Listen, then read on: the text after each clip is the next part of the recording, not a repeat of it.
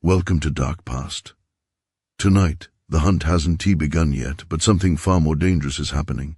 The woman they mock is no longer afraid, she is preparing. Miriam had carried the weight of their laughter longer than she had carried sacks of grain. They mocked her openly. Overseers called her slow, greedy, too large for her worth. The governor himself once tapped his cane against her back during inspection and joked to his guests that she would make fine sport someday. The men laughed. Miriam did not. She lowered her eyes the way they expected. She kept her breathing steady.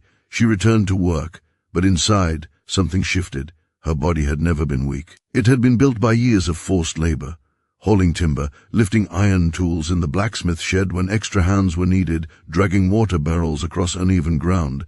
Her arms were thick with muscle beneath soft curves. Her legs, powerful from plowing and harvesting, could push through mud that swallowed others to their knees. They saw heaviness. They did not see endurance. They saw size. They did not see strength, and Miriam let them believe what they wanted. In the quarters at night, whispers traveled like smoke. Word had spread that the governor planned something larger than his previous cruel games. Important guests were coming. Wealthy men, political allies, men who wanted to be entertained, and the centerpiece of that entertainment would be her. She learned this not from an announcement, but from the cook inside the main house. Old Ruth had served meals in the governor.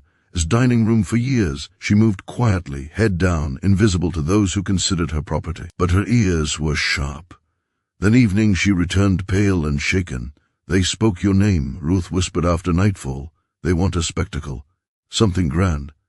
The room fell silent. Miriam sat still on her cot, hands resting on her knees. "When?" she asked calmly. "In a week." 7 days. 7 days before she would be forced to run. 7 days, that was all the time Miriam had before she would be released into the forest like prey. The quarters were restless that night. No one slept deeply. Every creak of wood, every shift of wind against the walls felt heavier than usual. But Miriam lay on her cot staring at the ceiling, breathing slowly, thinking. Fear would waste time. Planning would not. By morning the plantation resumed its routine, fields, tools, shouting overseers. Outwardly, nothing had changed. But Miriam moved differently now, more attentive, more deliberate. She began studying the land with purpose. When sent to gather wood near the tree line, she counted her steps between clearings. She noticed where the soil turned soft near hidden marsh pockets. She marked in her memory a fallen oak whose trunk was hollow enough to hide inside. She observed where wild hogs had rooted up the earth, leaving unstable ground behind. The guards assumed she walked slowly because of her size. In truth, she was mapping. At the blacksmith shed, she volunteered for heavier tasks, lifting iron, moving scrap, repairing broken farm tools. The overseer laughed at her willingness, calling her useful muscle. He did not notice when she studied the shape of broken trap hinges discarded near the wall. At night, she spoke quietly with Elias, an elderly carpenter whose hands trembled but whose mind remained sharp.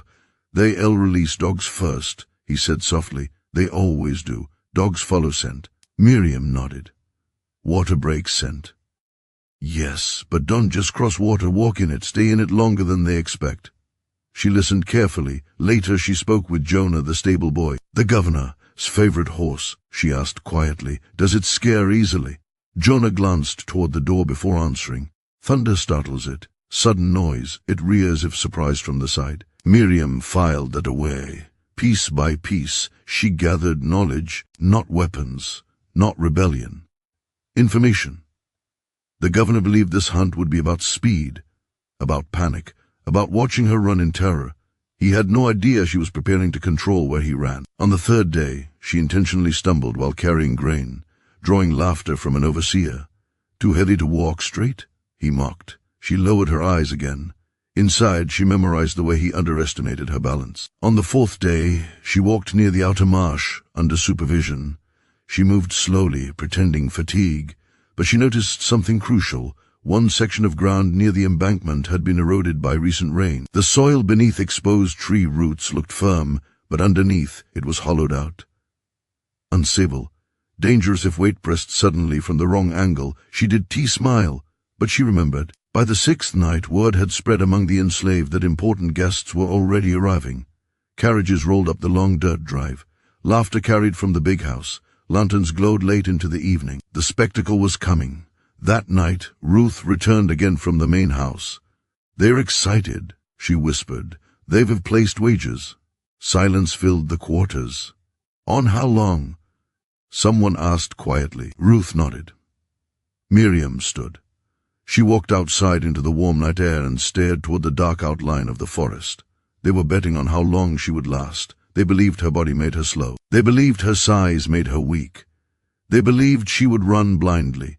For the first time since her name was spoken for the hunt, something like resolve hardened completely inside her. She would run, but not to escape. She would run to guide. 7 days had nearly passed, and the governor had no idea that the woman he chose for sport was no longer preparing to survive the hunt. She was preparing to end it.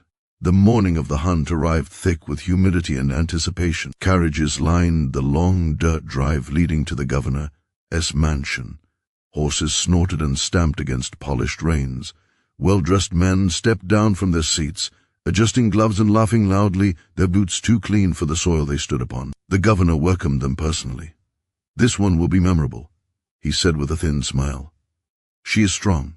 It will make for a proper chase." Inside the quarters, Miriam tied a strip of cloth tightly around her waist beneath her dress. Not for modesty, for support. She needed her breathing controlled, stable, efficient. She stepped outside before she was summoned. Guards exchanged amused glances. "Eager?" one of them joked. She did to respond. The clearing at the forest's edge had been transformed into a stage. A long table held rifles and pistols polished for display. Hunting dogs strained against leather leashes, muscles trembling with excitement. The guests sipped from flasks as if attending a festival. Miriam stood alone before them.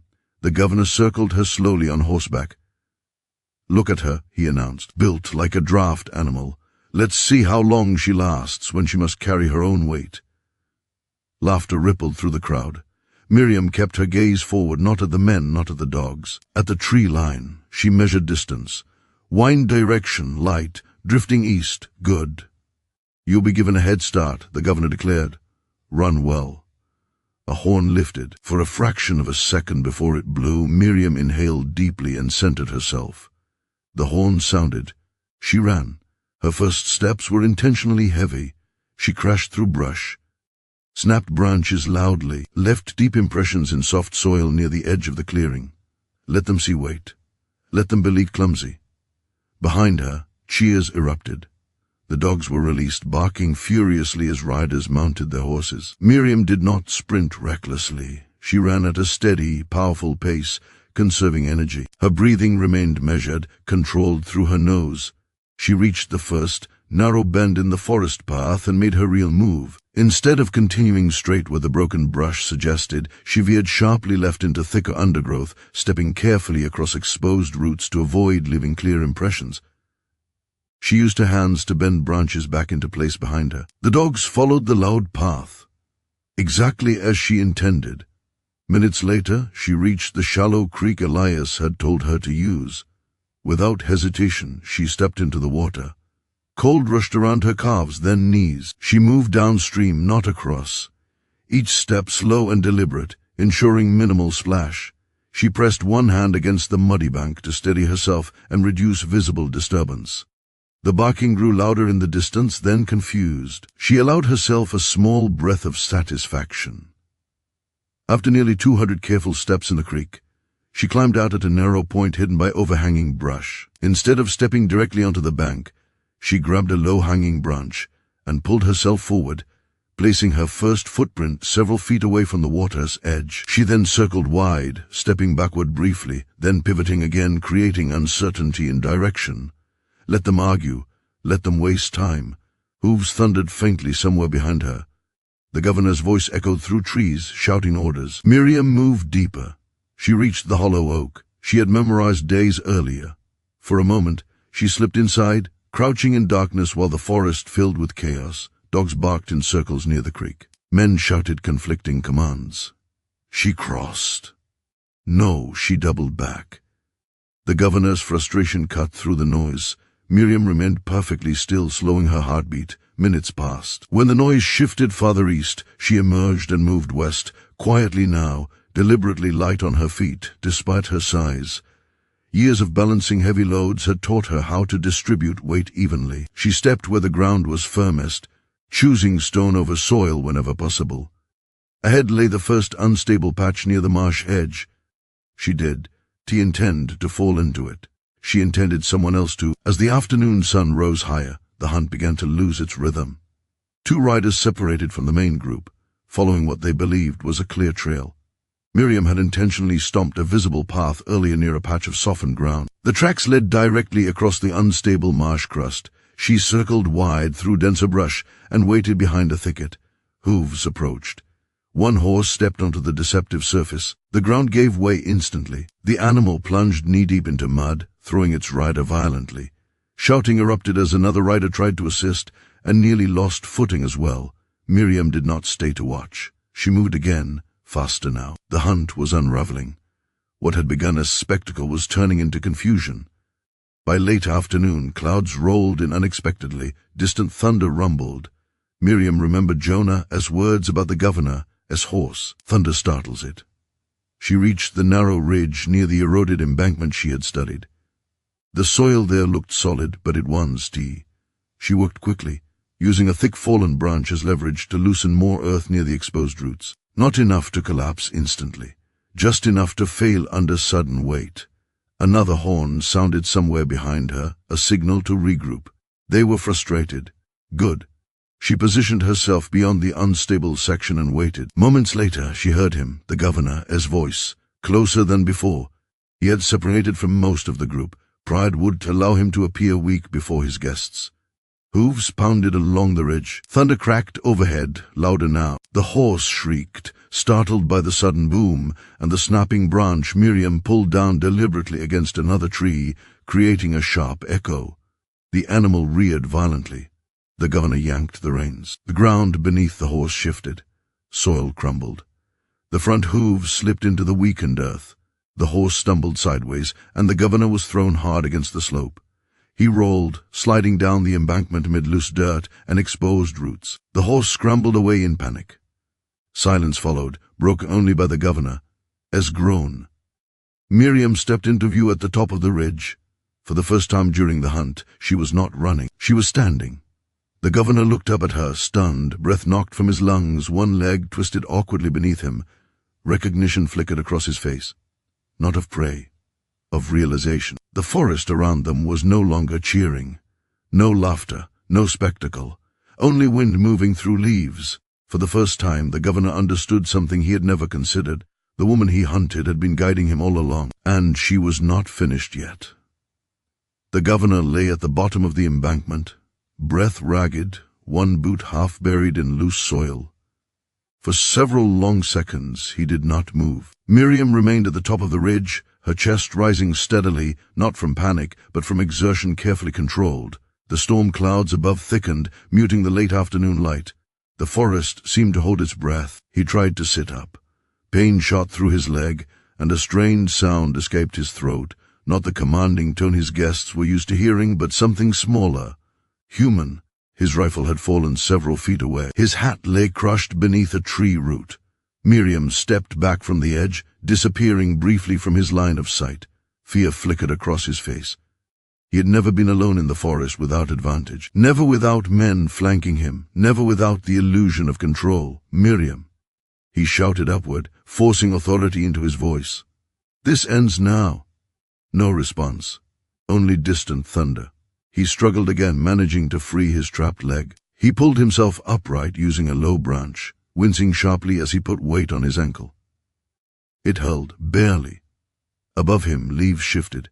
She reappeared not directly in front of him, but off to the side, forcing him to turn awkwardly to see her. She did not speak. He noticed something then, something that unsettled him far more than the fall. She was not breathing heavily, she was not trembling, she was watching. You think this changes anything? He barked. You think this forest belongs to you? Still silence, he glanced toward the ridgeline, expecting to hear his men, dogs, hooves, nothing. The storm had scattered sound. The earlier chaos of the failed marsh crossing had fractured his party. Pride had driven him ahead of the others. Now he stood alone with the very person he had reduced to entertainment. He bent slowly, grabbing his rifle. The movement was clumsy. Miriam saw it.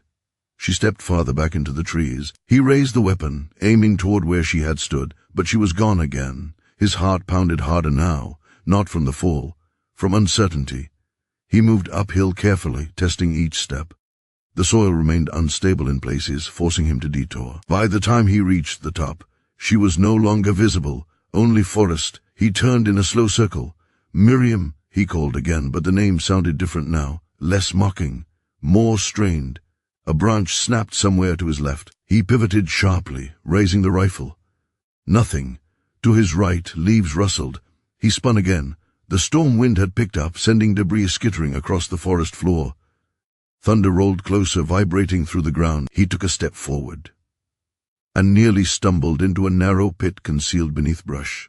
He caught himself just in time, staring down at sharpened wooden stakes embedded at the bottom. Not deep enough to kill, deep enough to injure. His breath shortened. This was no accident. This was preparation. "You set this," he muttered, realization dawning fully. From somewhere behind him, her voice came, calm and steady. "You chose this place." He turned slowly. She stood between two thick tree trunks, partially shadowed. Her posture was relaxed but alert. "You think I don't know these woods?" He snapped. She tilted her head slightly. "You know where to ride," she replied, "not where to walk." The statement landed harder than any insult. A distant shout echoed faintly, one of his men, calling his name. Relief flashed across his face. Miriam heard it too. Her eyes shifted toward the sound, calculating distance. The storm cracked loudly overhead. Rain began to fall in heavy, sudden sheets, turning soil slick almost instantly. The governor lifted his rifle again. "Enough," he said through clenched teeth. "You will come here." She did not move. Rain plastered her dress against her form, but her stance remained grounded. "You wanted a hunt," she said quietly. "This is one." He fired. The shot rang through the forest, splintering bark inches from where she had stood. She was already moving. Not running blindly. Moving with intention. He tried to pursue, but his injured ankle betrayed him. Each step through mud slowed him further. Branches slapped against his face as he forced his way forward, following the sound of her movement. But the sound was deliberate. She let him hear just enough. She led him toward the lower ravine. Rainwater streamed downhill rapidly, pooling along the narrow path. The governor slipped more than once, catching himself against trees. His fine coat grew heavy and soaked. Ahead, she slowed, allowing him to close distance. Through the curtain of rain, he finally saw her clearly again. She stood at the edge of the ravine. "Nowhere left," he shouted, confidence returning briefly. He limped forward, raising the rifle one final time. Then his foot hit the slick stone she had tested earlier that week. His balance shifted. He windmilled slightly, struggling to recover. In that instant, Miriam stepped forward, not to strike him, not to push, but to kick the loose branch wedged behind his heel. The small destabilization was enough. He fell backward into the shallow ravine, landing hard in rushing runoff water.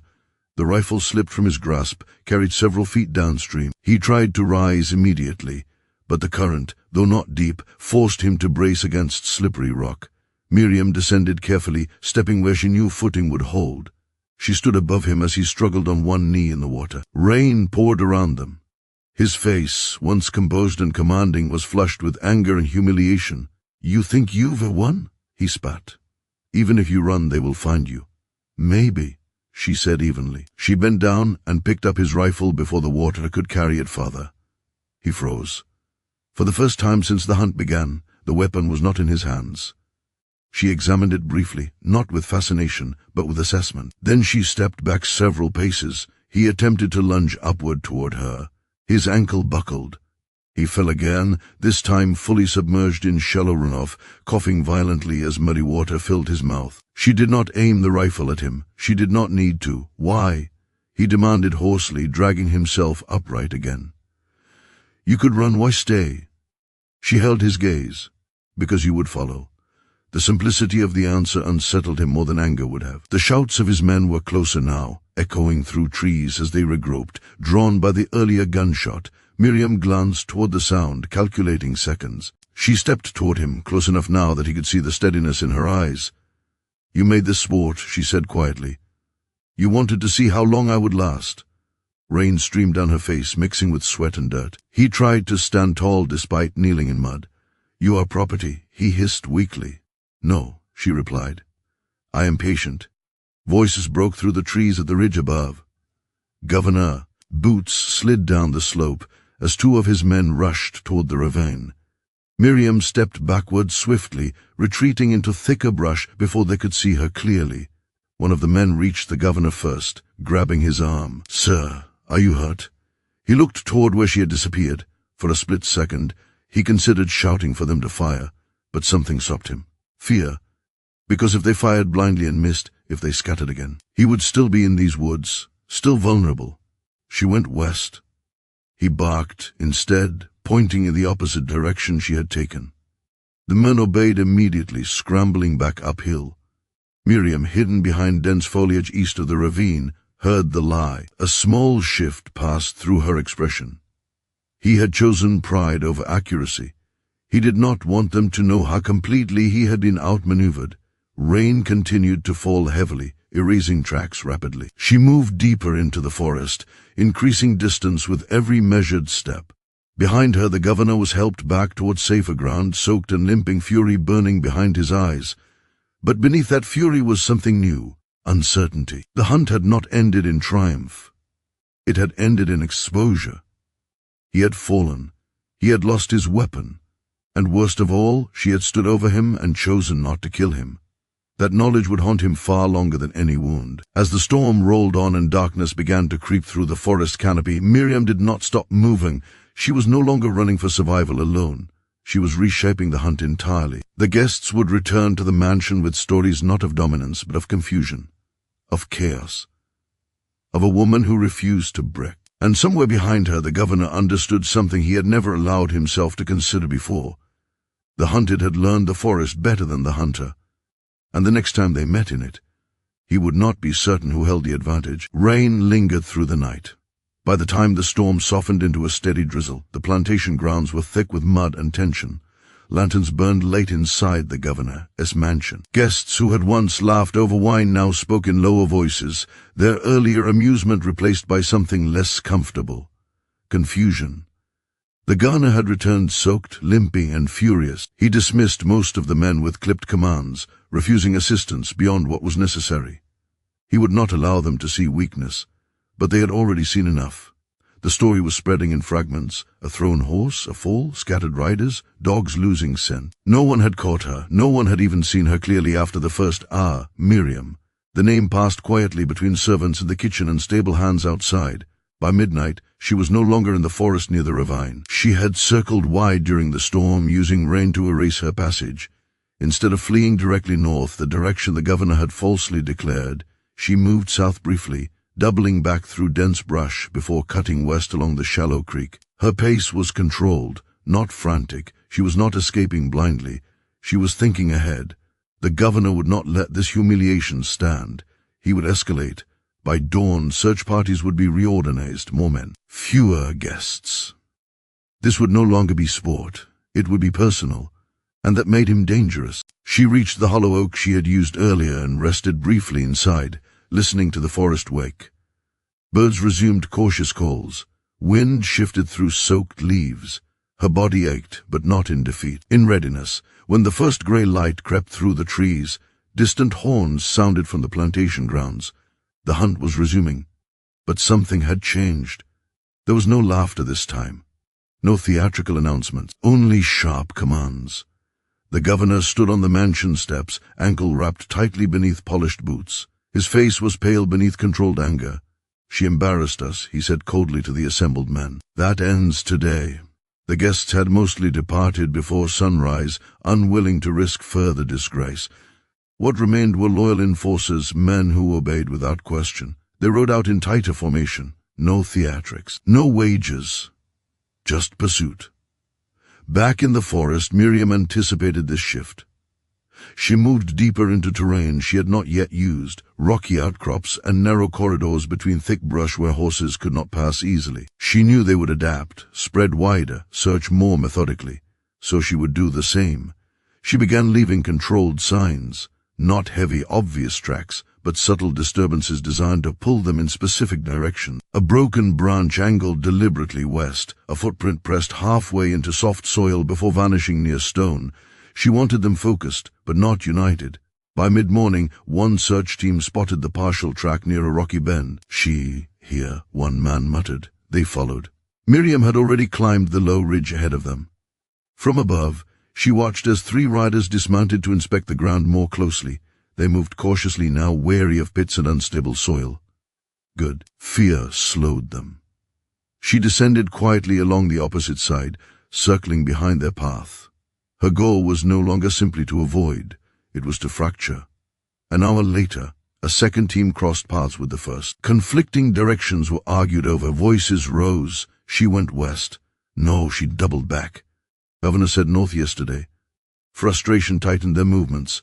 Miriam used that moment to create something bolder. Near the marsh's edge, she triggered a simple mechanism Elias had described years earlier, a bent sapling tied back under tension with vine.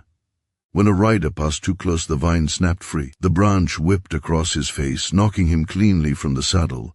He hit the mud hard, disoriented. The horse bolted, shouting erupted again. No fatal injuries, but chaos. Every minute they argued was distance gained. By afternoon, the governor himself entered the forest again, ignoring his men as cautious suggestions. "I will not be made a fool twice," he snapped. His ankle was stiff, but pride pushed him forward. He moved without announcing his direction this time. Alone, Miriam sensed the shift before she saw him. The forest felt different when only one man moved through it, less noise, more tension. She positioned herself along a narrow path bordered by thick thorns. Ahead lay a shallow clearing surrounded by unstable ground, softened by the previous night, storm. She stepped deliberately into the clearing, making herself visible for a brief second. The governor saw her. Their eyes locked across open space. He did. T-shot this time. He charged. Mud sucked at his boots as he moved forward faster than caution allowed. Miriam stepped backward slowly, drawing him in. "You won, T. Outrun me forever," he growled. "I don't need to," she replied. He lunged again, and the ground gave way beneath his next step. Not a deep pit. Not deadly, but enough to drop him waist-deep into soaked earth concealed beneath thin surface crust. He roared in fury, struggling to pull himself free. Miriam stood just beyond reach. "You study maps," she said quietly. "I study ground." He clawed at the mud, finally dragging himself out, coat ruined, breath ragged. He looked up at her, not with arrogance now, with something closer to desperation. "You think you are clever," he spat, "but this land is mine." She tilted her head slightly. "Then why don't you know it?" The question cut deeper than accusation. He pushed himself upright, trembling, not from cold, from loss of control. Behind him, distant shouts indicated his men were searching elsewhere, unaware of his precise location. He realized it. They were alone again. But this time she did not approach. Instead, she stepped back into thick brush and disappeared once more. He followed clumsily, slipping twice before stopping entirely. The forest no longer felt like a stage. It felt like a trap. As dusk approached, horns sounded recall from the plantation. The men regrouped gradually, exhausted and muddied. The governor returned last, empty-handed, no trophy, no victory. Only silence followed him back to the mansion. Inside, he dismissed everyone sharply and locked himself in his study. For the first time in years, doubt crept in. Not doubt about her strength, doubt about his own certainty. In the quarters, word spread quietly. She was still free. No one celebrated openly, but something invisible shifted among them. Hope. Back in the forest, Miriam did not rest near familiar ground. She moved farther west than before, toward denser wilderness beyond the plantation, as mapped boundaries. But she was fleeing blindly into unknown land. She had listened for years to whispers of distant routes, of hidden paths used by those who had once escaped. She had always believed she might need them. Now she walked toward them. Behind her, the governor stared at the dark forest from his window. He could end the search, blame the storm. Call it concluded, but pride would allow it. Tomorrow he would send more men, more dogs, more force, yet something gnawed at him, a realization he could not silence. She was not surviving by luck. She was controlling him. Every decision he made now reacted to her. Every move was shaped by what she had done. The hunter had become predictable, and she had become strategy. As night swallowed the forest once more, Miriam paused only briefly to drink from a clear stream. She looked back once, not at the plantation lights, but at the direction of pursuit. Her breathing steady. Her mind sharp. The game had shifted completely. It was no longer about endurance. It was about dismantling power piece by piece, and the governor, though he did not yet admit it, was already losing. Night pressed low over the plantation, thick and restless. The storm had passed 2 days earlier, but tension still clung to the air like humidity before another break of thunder. Lamps burned later than usual in the governor's mansion. Messengers came and went. Riders were dispatched beyond the plantation boundary, not merely to search the forest now, but to spread word to neighboring estates. This had stopped being a hunt. It had become an obsession. The governor stood in his study, staring at a map stretched across the desk. Inked lines marked property borders, marshlands, creek bends. His finger traced west, toward the heavier wilderness beyond surveyed territory. "She's heading there," he muttered. He wasn't guessing blindly. He had begun to understand her pattern. She did move randomly. She circled, tested, learned. She pulled his men into confusion. She forced him to divide resources. And worst of all, she anticipated him. His pride could not tolerate that. By dawn, he had summoned 20 additional riders from neighboring properties. Dogs were brought in, leaner, better trained, not the drunken animals used during the initial sport. These were trackers. Silent men followed them, professionals, not guests. Meanwhile, far beyond the outer fields, Miriam moved with deliberate patience. She had traveled through the night, skirting known game trails and avoiding areas where scent would cling heavily to brush. She crossed shallow streams repeatedly to fracture any trail left behind. But she knew reinforcements would come. He would not admit defeat. And that meant escalation. She reached a narrow valley bordered by steep rock faces and dense cedar growth. This terrain favored foot travel, not horses. Sound carried oddly here, muffled in some places, amplified in others. She paused, crouching low. Then she began to prepare. This would not be about escape alone. It would be about thinning his strength, not killing blindly, but dismantling his reach. She set simple diversions first, misleading tracks leading toward a visible cave opening she had no intention of using. She disturbed stones intentionally to make her presence obvious there. Then she circled back through a hidden crevice barely shoulder-wide, emerging along the ridge above. By midday, the first search party reached the valley mouth. The governor rode among them. He had refused to remain behind. The dogs caught something, faint, fractured scent. "She is here," one tracker said quietly. The governor dismounted. "Spread out. Watch the cliffs." His voice had lost its theatrical sharpness. It was colder now, calculated. They advanced carefully, boots crushed gravel. Dogs tugged forward, and then a sharp whistle cut through the valley, not from a human mouth. From wind force through a narrow stone gap Miriam had discovered earlier. It created a sound like distant movement. 2 riders veered instinctively toward it. They dismounted near the cave entrance where tracks were visible. "Inside," one murmured. They stepped in cautiously. Miriam waited above, heart steady. Minutes passed. Then a shout echoed from within. The cave floor had been lined with loose rock and concealed shallow trenches, not deadly, but destabilizing. One man twisted his ankle badly, collapsing with a cry. The second stumbled, attempting to assist him. Horses below shifted nervously. The governor's jaw tightened. "She wants us divided," he said. But even as he spoke, another disturbance erupted further down the valley. A dog yelped sharply. One of Miriam's tension sapling mechanisms had triggered, not severe, but enough to spook the animal into bolting. Its handler cursed, chasing after it.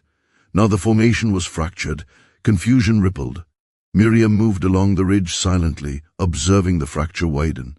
She was striking with violence. She was attacking cohesion. Every injury, every spooked animal, every false lead eroded authority. The governor barked orders to regroup, but frustration was visible among the new riders.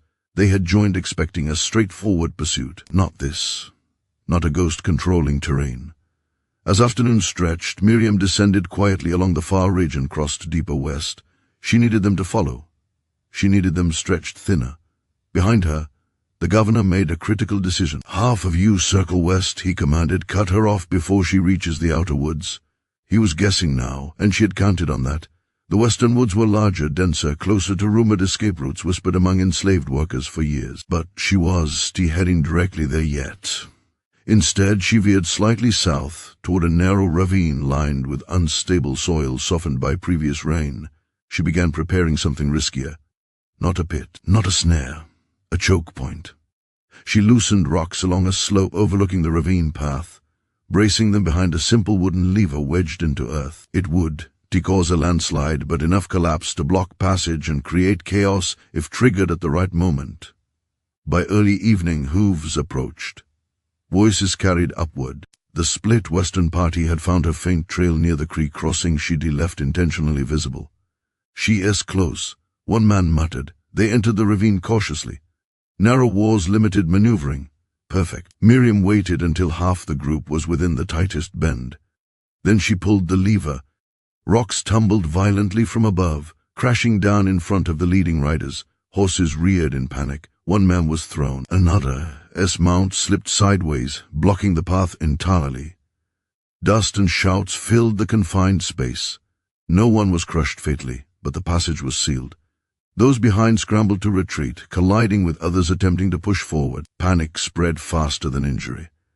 And above, Miriam vanished again. By the time the governor reached the ravine from the northern approach, the scene was disorder.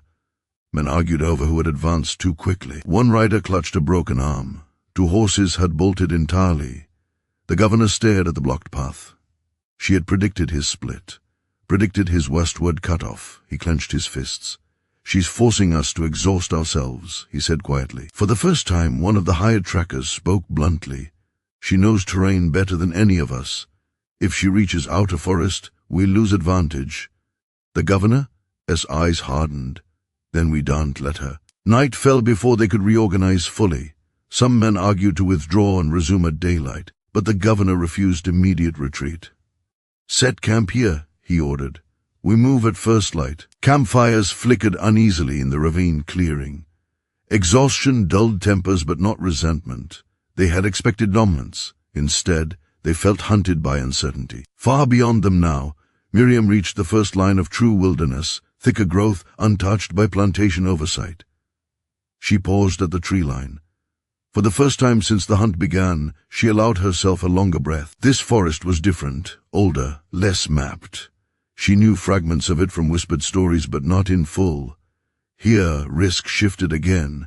She would lose some terrain advantage, but so would they. She did intend to run endlessly. She intended to break pursuit permanently. As she moved deeper, she began preparing something larger, not immediate traps, signals, markers. She carved subtle signs into bark at key points, symbols known quietly among enslaved communities as directional guides. If others ever fled, they would find these. She wasn't thinking only of herself now. She was creating pathways. Back in the ravine, the governor lay awake, staring at embers. He replayed every encounter, her voice in the clearing, her calm while he struggled in mud. Her question. "Then why don't you know it?" It echoed. Ownership meant nothing without understanding, and he was beginning to realize that land controlled by fear was not the same as land understood. At dawn, they resumed pursuit, but the forest swallowed sound differently here. Dogs struggled to hold consistent scent. Tracks vanished more easily on layered pine needles. Men spread wider, but communication faltered. By midday, they had lost cohesion entirely. 2 riders returned reporting no clear direction. Another group circled back unintentionally to the same creek bend. The governor rode harder, pushing forward alone again in frustration, and that was when he saw it, a carved symbol on a tree. Simple, deliberate. It was random. He did know its meaning, but he knew it was meant for him. For the first time, a flicker of something colder than anger touched him. She was just escaping. She was building something beyond him. A route, a message, a possibility. His control depended on fear and isolation. If she created proof that escape could be sustained, his authority would erode faster than any trap could cause. By late afternoon, one of the hired trackers approached him carefully. Weary too spread. "If she wants us lost, she has succeeded." The governor scanned the endless woods ahead. He imagined months of pursuit, money spent, reputation whispered about. A single woman defying him repeatedly, and not just surviving, outthinking. His pride warred with practicality. Finally, he gave an order that felt like swallowing iron. Pull back. The word tasted like defeat, not publicly announced, not declared permanent, but spoken nonetheless. They would regroup, reassess, return with different strategy, but in that moment, pursuit ceased. Deep in the forest, Miriam sensed it before confirmation. The woods felt quieter, pressure eased. No distant horns, no barking dogs. She did not celebrate. She knew men like him did not surrender easily, but she had forced something unprecedented. Retreat. She continued moving west until twilight painted the canopy gold. Then she climbed a rocky rise and looked back, not to see the plantation lights, which were too distant now, but to feel the distance itself. It was real. She was beyond immediate reach, yet her work once finished. She knelt and carved one final symbol into the stone beside her. Not for him, for anyone who followed. Then she stood, turned toward deeper wilderness, toward rumored free territory beyond the river, and walked without looking back. Behind her, in the fading light, the governor rode silently at the rear of his men. He had not been defeated in battle, but he had been dismantled in something more dangerous, control. And somewhere in the vast woods ahead, that control no longer existed. The forest had gone quiet in a way that felt unnatural, not peaceful, paused. 3 days had passed since the governor ordered the first withdrawal, 3 days of silence from the woods, no horns, no dogs, no gunshots splitting the air. But Miriam did not mistake silence for surrender. She moved carefully through the deeper wilderness, beyond the mapped boundaries of the plantation lands. The terrain here shifted constantly, old-growth trees, thick underbrush, narrow deer paths winding through hills and shallow streams. This was not land owned by decree. It was land that ignored ownership.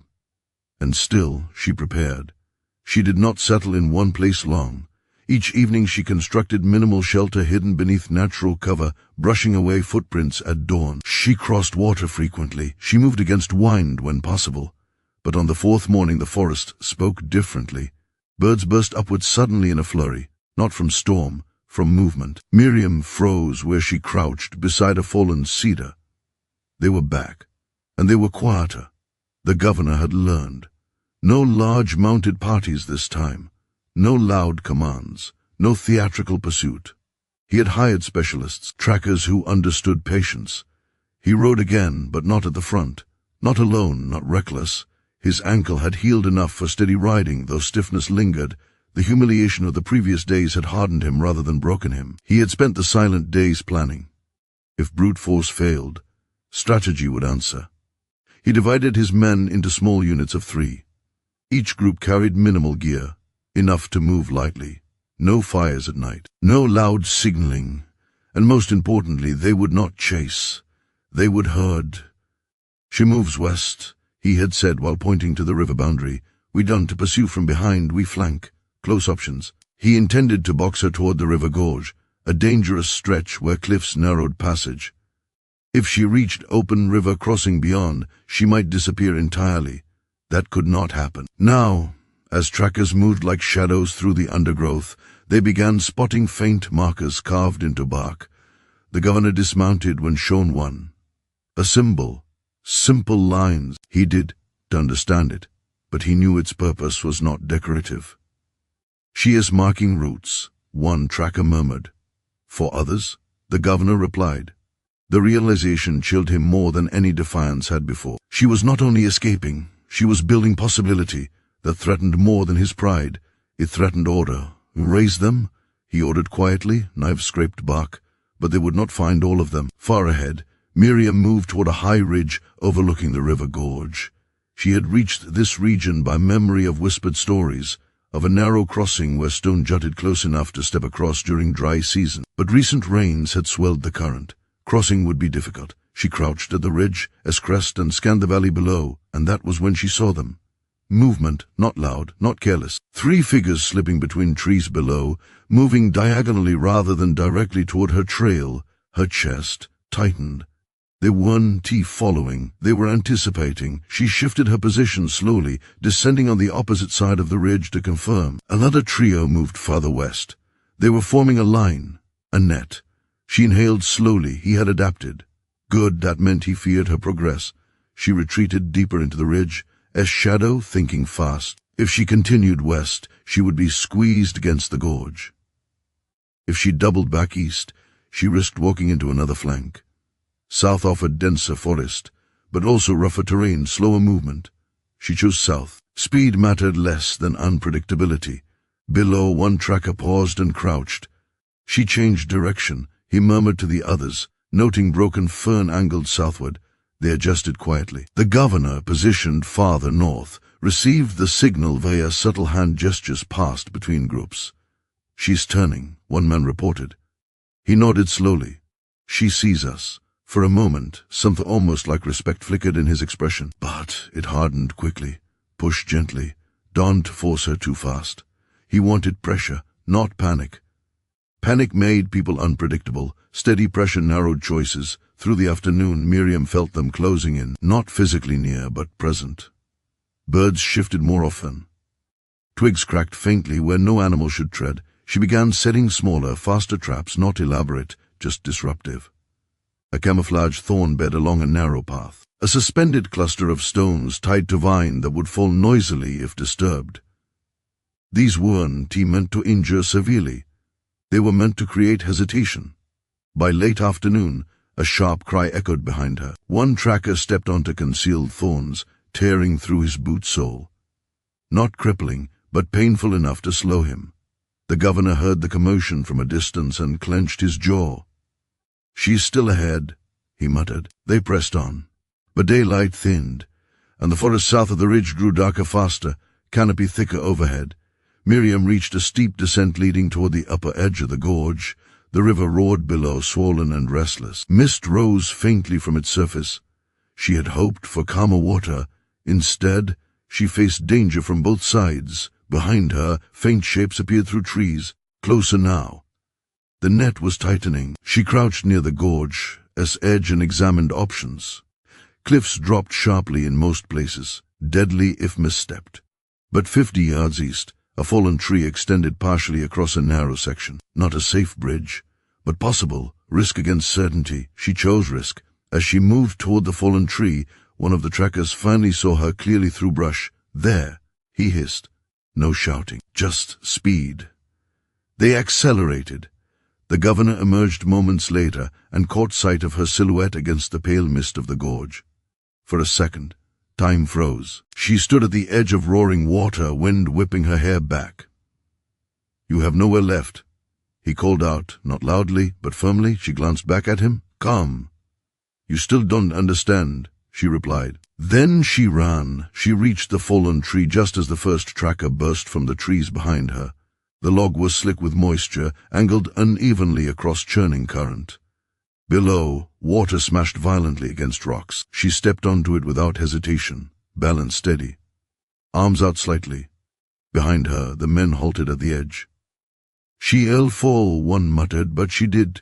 She moved swiftly, feet sure despite conditions. Halfway across, the log shifted slightly under pressure. The governor felt a flicker of something he expected. Fear. Not for her survival, for what it would mean if she made it. Because if she crossed, the wilderness beyond was vast, unmapped, and out of his reach entirely. He stepped forward impulsively. "Stop her," he ordered. One tracker, driven by pride, stepped onto the log after her. The wood groaned under doubled weight. Miriam reached the far side and leapt onto solid ground, just as the tracker advanced too quickly. His foot slipped. He grabbed at air. The log shifted violently, and he plunged into the river with a roar of water swallowing his cry. Men shouted along the bank, but the current seized him immediately, pulling him downstream and out of sight. Silence followed, heavy. Final, the governor stared across the gorge at Miriam standing safely on the opposite bank. Mist swirled between them. For a long moment, neither moved. "You think this is freedom?" He called, anger sharpened by loss. She met his gaze steadily. "No," she said. "This is distance." The simplicity struck harder than defiance. Distance meant survival. Distance meant stories carried back. Distance meant proof. Behind him, his remaining men waited for orders. Crossing that river would require hours to find safer passage, and darkness was falling fast. He calculated rapidly. Another death would fracture morale completely, and if he forced pursuit blindly, he might lose more. She was already beyond immediate grasp. For the second time he felt control slipping beyond recovery. He gave no formal surrender, but he did not command the crossing. Instead, he turned slowly away from the gorge. "We return," he said flatly. No one argued. Across the river, Miriam remained still until she saw them fully withdraw into trees. Only then did her shoulders lower slightly, but she did not collapse in relief. She moved immediately into deeper woods on the far bank. The river had not ended pursuit permanently, but it had ended dominance. As night swallowed the forest, she climbed a rise overlooking the roaring gorge.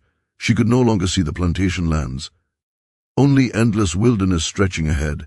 For the first time since the hunt began, she allowed herself to sit fully, breathing slow, steady, alive. Across the river, the governor rode back under thickening dark.